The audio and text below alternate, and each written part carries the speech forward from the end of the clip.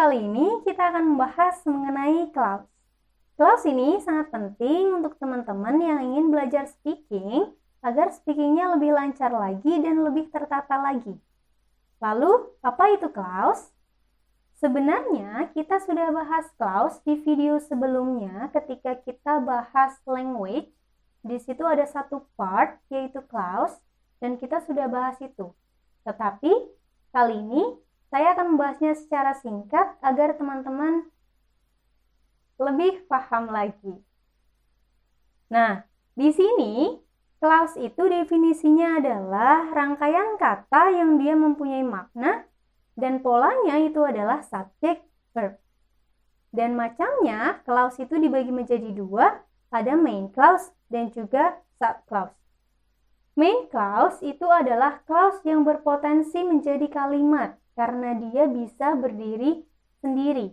Atau ketika dalam bahasa Indonesia biasa kita sebut dengan induk kalimat. Yang polanya adalah subject dan verb. Tetapi berbeda dengan subclause nanti adalah clause yang tidak bisa berdiri sendiri tanpa main clause. Jadi subclause selalu butuh main clause.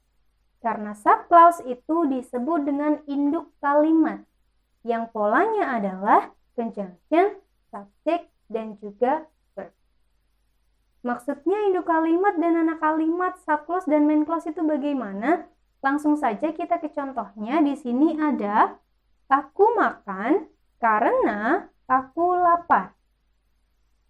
Ketika kita analisa, jadinya nanti aku di sini berposisi sebagai subjek, lalu ada makan sebagai verb atau predikat sama saja. Lalu karena di sini sebagai conjunction, aku subjek lagi dan lapar sebagai predikat. Lalu ketika kita tentukan mana yang subclause dan mana yang main clause, di sini sudah terlihat rangkaian subject verb itu membentuk rangkaian main clause. Lalu ketika ada conjunction subject verb, di sini membentuk rangkaian subclause.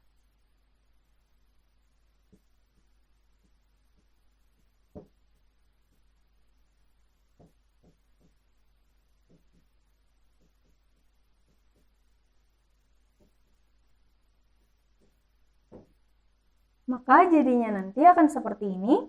I eat because I am hungry.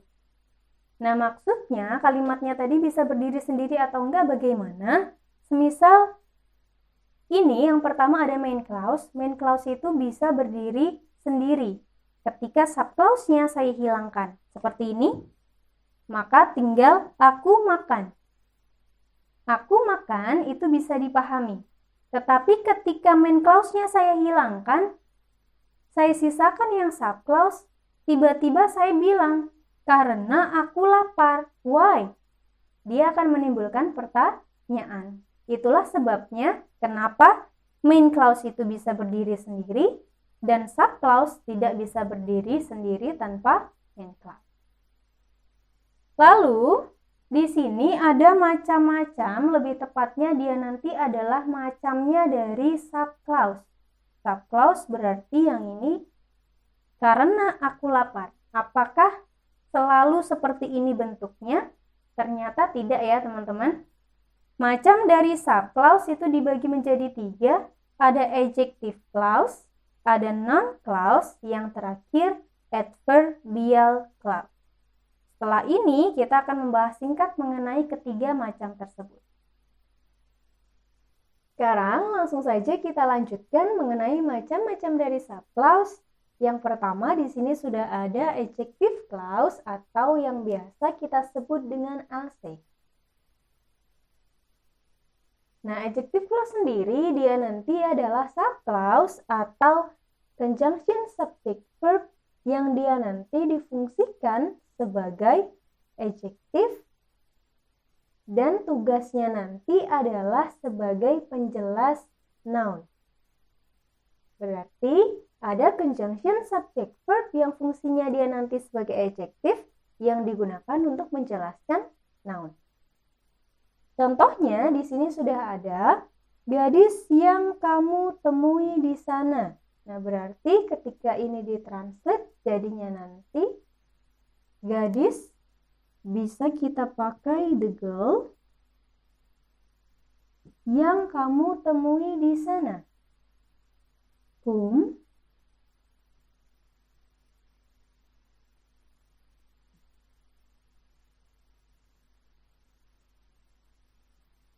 you meet there.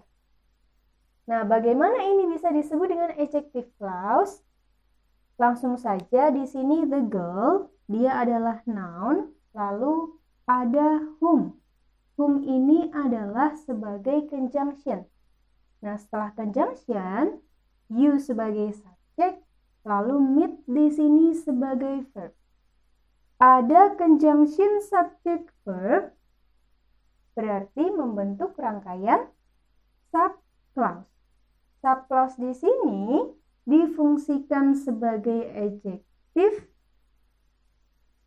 maka dia nanti subclause yang difungsikan sebagai adjektif, maka namanya adalah adjective clause. Karena subclause tersebut digunakan untuk menjelaskan noun. Itu mengenai macam yang pertama dari subclause. Sekarang kita lanjutkan mengenai macam-macam dari subclause yang kedua, yaitu ada noun clause atau yang biasa disingkat dengan NC. Noun clause ini adalah subclause atau conjunction subject verb yang dia nanti karena namanya noun clause, maka dia nanti difungsikan sebagai noun. Yang kita tahu, noun itu berposisi di subjek ataupun objek. Nah, maka untuk noun clause sendiri dia nanti sama posisinya ketika tidak di subjek ya berarti di objek. Contohnya seperti ini. Aku tahu di mana kamu tinggal. Ketika di dalam bahasa Inggris jadinya nanti seperti ini. I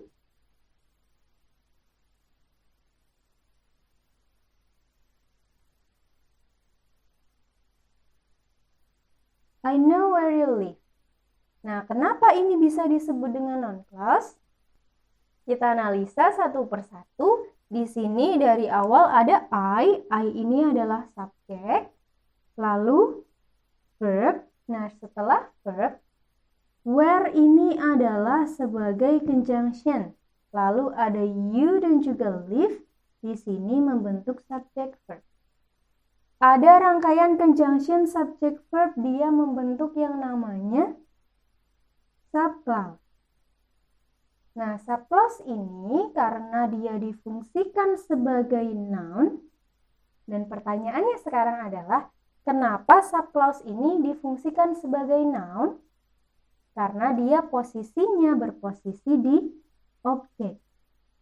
Kenapa bisa berposisi di objek? Subject verb I know, aku tahu. Tahu apa? Ketika ada verb yang dia nanti memunculkan pertanyaan apa atau siapa, berarti dia nanti setelahnya adalah objek. Aku tahu. Tahu apa? Tahu di mana kamu tinggal. Maka dia nanti posisinya sebagai objek. Ada subclause yang dia difungsikan sebagai noun, maka dia nanti namanya adalah noun clause. Seperti itu ya teman-teman. Ingat, noun clause nanti posisinya ketika tidak di subjek, jadi objek. Setiap clause atau setiap macam-macam dari subclause dia nanti pasti menjelaskan sesuatu yang berbeda. Nah, ciri-ciri yang bisa teman-teman lihat dari situ. Apa yang dijelaskan oleh clause tersebut? Selanjutnya, ini adalah macam yang terakhir dari subclause, yaitu ada adverbial clause. Atau teman-teman nanti akan menemukan singkatannya seperti ini. Nah, fungsi dari adverbial clause sendiri, dia nanti adalah subclause atau conjunction subject verb yang dia nanti difungsikan sebagai adverb. Masih sama seperti namanya. Karena namanya adalah adverbial clause, maka dia nanti difungsikan sebagai adverb. Nah, bagaimana maksudnya dia difungsikan sebagai adverb? Yang kita tahu adverb nanti akan menempati posisi sisa. Maksudnya sisa bagaimana? Ketika sudah ada subjek verb yang jelas atau subjek verb objek, maka ketika ada kata lain, maka dia nanti difungsikan sebagai adverb. Contohnya seperti ini. I study English here. I subject, study verb, English object, lalu masih ada sisa here. Nah, berarti here-nya itu difungsikan sebagai adverb. Atau semisal seperti ini. He sleeps in this room. He sebagai subjek, sleeps-nya nanti sebagai verb, lalu in this room-nya dia difungsikan sebagai adverb. Kenapa bukan objek? Karena tidur itu adalah verb yang tidak perlu objek. Seperti itu ya teman-teman. Lalu untuk contohnya dari adverbial clause sendiri, di sini sudah ada dia mengajar di mana Haris mengajar. Langsung saja kita translate terlebih dahulu. Jadinya nanti he teaches di mana Haris mengajar. Where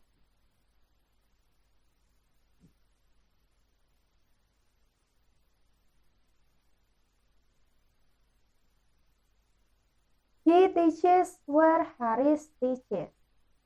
Langsung saja kita analisa satu persatu dari depan. Nah, di sini he-nya sebagai subjek. Lalu teaches sebagai verb. Lalu ada where. Where di sini adalah conjunction.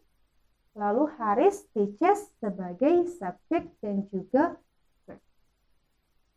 Ada rangkaian conjunction subject verb, maka dia akan membentuk rangkaian subclause. Seperti biasa, di sini subclause. Karena subclause ini menempati posisi sisa, maksudnya sisa bagaimana?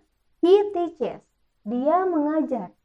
Ketika ada kata seperti itu atau rangkaian kata seperti itu, ketika maknanya sudah bisa dimengerti, maka dia subjek verb yang verbnya dia tidak membutuhkan objek. Atau gampangnya begini saja. He teaches. Dia mengajar. Nah, di sini akan muncul pertanyaan, apakah pertanyaan apa atau pertanyaan di mana? Kira-kira pertanyaan apa yang muncul ketika jawabannya nanti seperti ini? Dia mengajar apa? Misal teman-teman mendapatkan pertanyaan seperti itu, apakah jawaban di mana Haris mengajar itu cocok? Tidak cocok ya teman-teman. Yang cocok adalah he teaches, dia mengajar. Mengajar di mana? Mengajar di mana Haris mengajar. Yang dimaksudkan adalah tempat. Ketika memunculkan pertanyaan di mana, maka dia nanti adalah adverb. Maka subclause-nya di sini dia nanti difungsikan sebagai adverb. Ada subclause yang difungsikan sebagai adverb, maka dia nanti namanya adalah adverbial clause. Jadi itu ya teman-teman, ketika teman-teman bingung, coba kasih pertanyaan. Bedanya seperti itu.